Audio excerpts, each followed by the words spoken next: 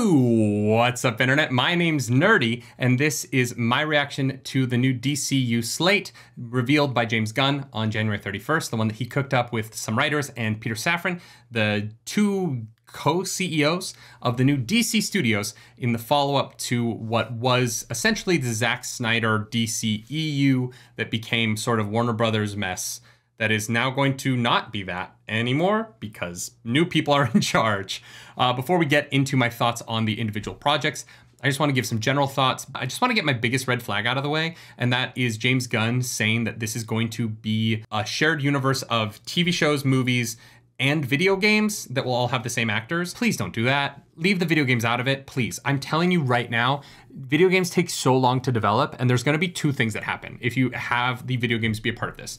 One, the video games are going to be rushed because the length of time it takes to make a video game is not the same it takes to make a TV show or a movie. It's years longer. And so you're either going to get games that are not able to be a part of the story of the major universe in a really connected way, and they're going to feel kind of like random and disjointed, or you're going to have games that are rushed in like 3 years to try and get them to come out between the two movies that you want them to come out between, and you're just going to have games that aren't good. And I don't want either of those things. Video games are a different medium, and I would love for really good tie-in video games. I just think that trying to force that with all of your games is just going to lead to problems down the road. And a lot of those actors do not want to take what a video game voiceover salary is.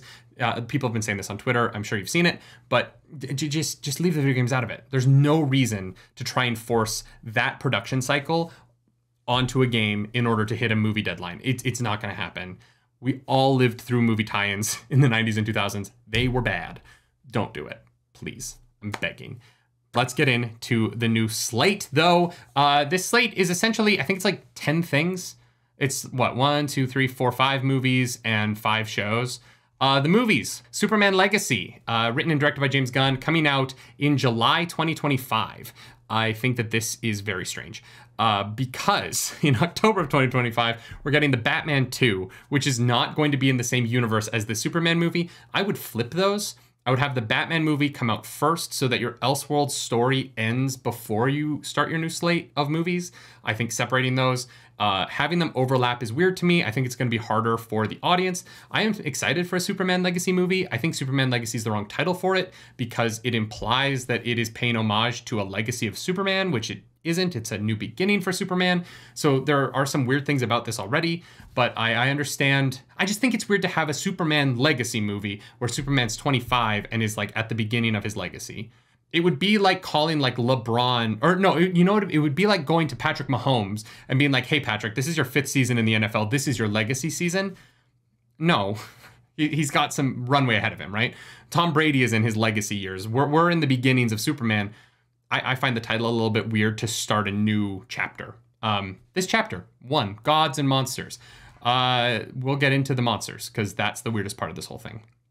The Batman movie that's coming, The Brave and the Bold. Damian Wayne is going to be the Robin, which I'm assuming means that the other Robins will have already happened, which is interesting enough. It differentiates this Batman from the Robert Pattinson Batman, which they're going to have to work really hard to do.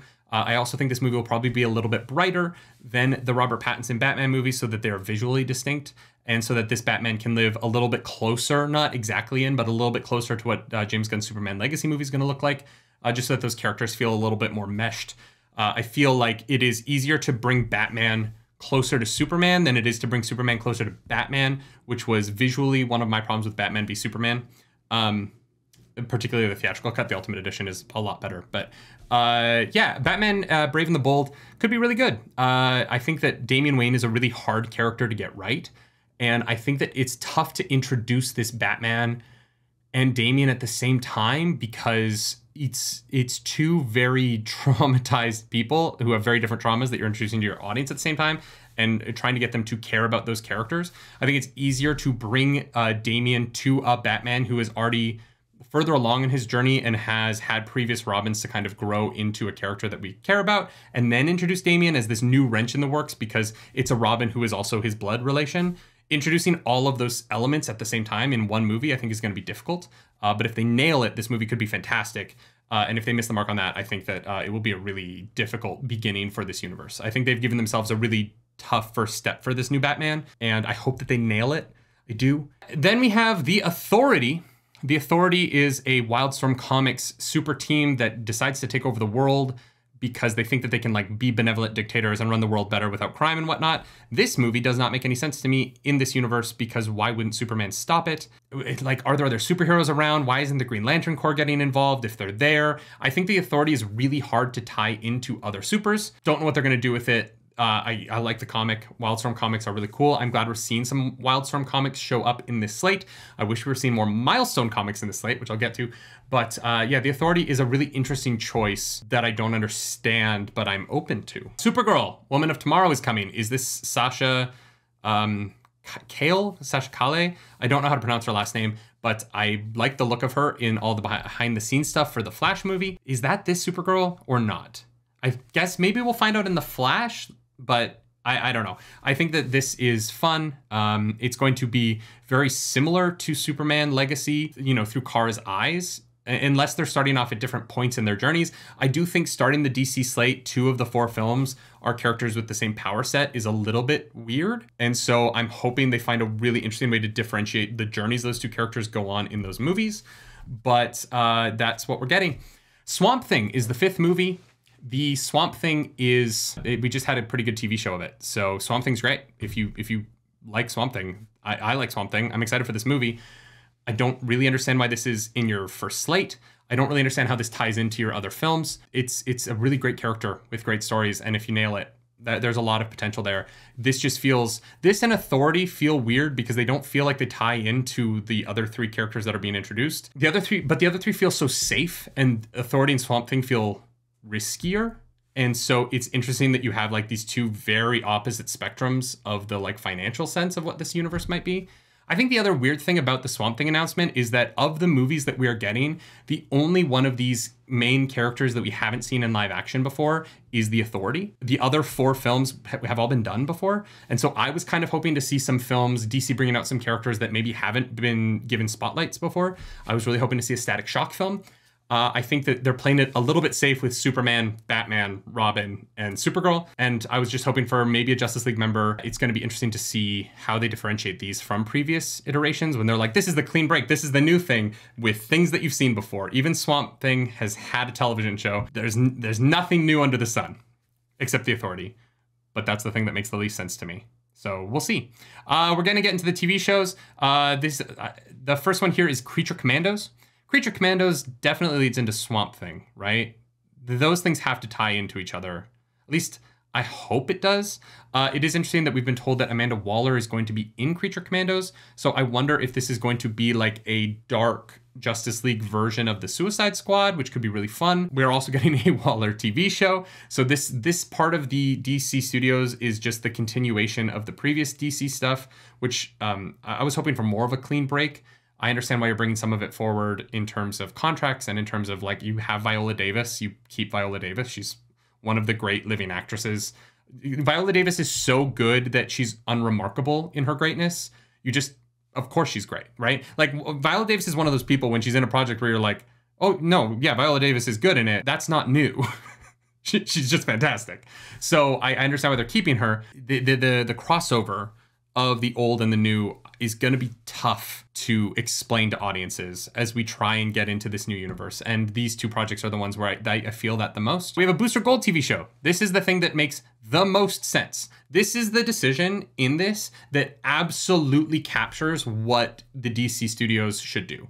You have a character who can jump through time and jump into different places and introduce you to a new DC universe throughout 8, 10 episodes or whatever. Introduce you to a bunch of different other people. Really set the stage for what this universe looks like through a new character that obviously was in Legends. I understand that, but like hasn't been in live action in a way that a lot of people have seen, right? I think that bringing Booster Gold into this, I also think he's in Smallville. Yeah, he is.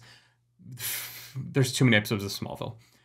Booster Gold makes the most sense. This is the decision that I'm most excited about. It's also the character who I think is most in line with James Gunn's writing. And so I do hope James Gunn is writing the show because I think he'd do an excellent job of it.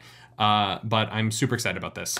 Next up, we have Lanterns. Green Lantern Corps meets True Detective. Don't know what that means. Not excited for that if it means that it's just Hal Jordan is an alcoholic and has a lot of sex. That's not really what I want from the beginning of the Green Lanterns in this universe. I don't think that's what they mean, but when I hear True Detective, I see like sad detective who drinks too much and smokes too much. The cinematography of True Detective is beautiful in its bleakness, right? In its desaturated kind of like angry tones. That's not what I see when I think of the Green Lanterns. So I'm so confused by the comparison. I think that they mean that it's going to be a heavy detective show with like a really strong mystery. And I hope that's what they mean. But when I hear True Detective, I go into a world of yellows and like everything's at sunset or dusk. Everything's sad.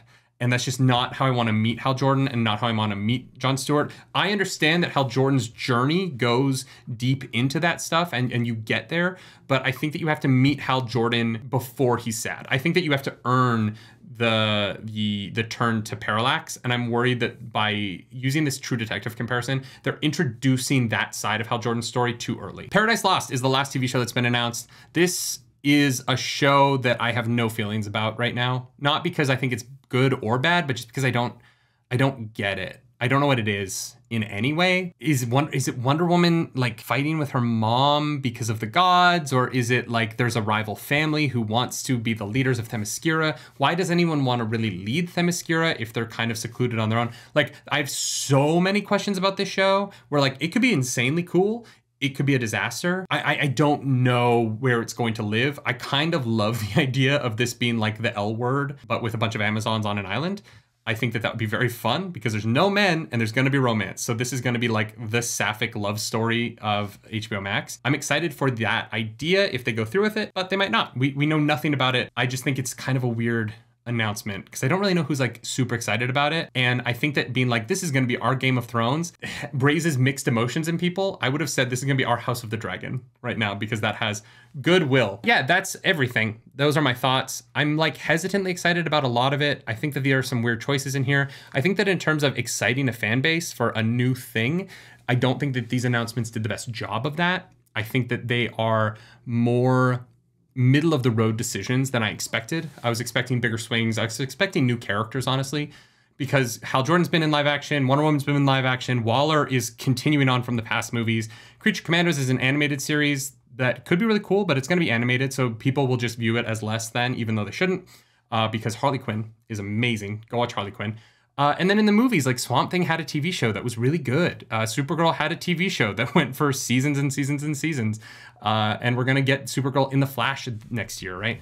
Batman the Brave and the Bold. Batman's been in live action 10 times. And Superman Legacy, like we've had, 6 Supermen. There is currently an ongoing Superman show where he has kids and it's about his legacy. And that show's really good. Like Superman and Lois is a really good show that is already telling this story. And so I think that what's the weirdest thing about this slate, if I had like a criticism for it, is that I've seen a lot of this done before. And there are so many DC characters that I haven't seen before that I think should have been put into this, right? I think there aren't enough young characters in this.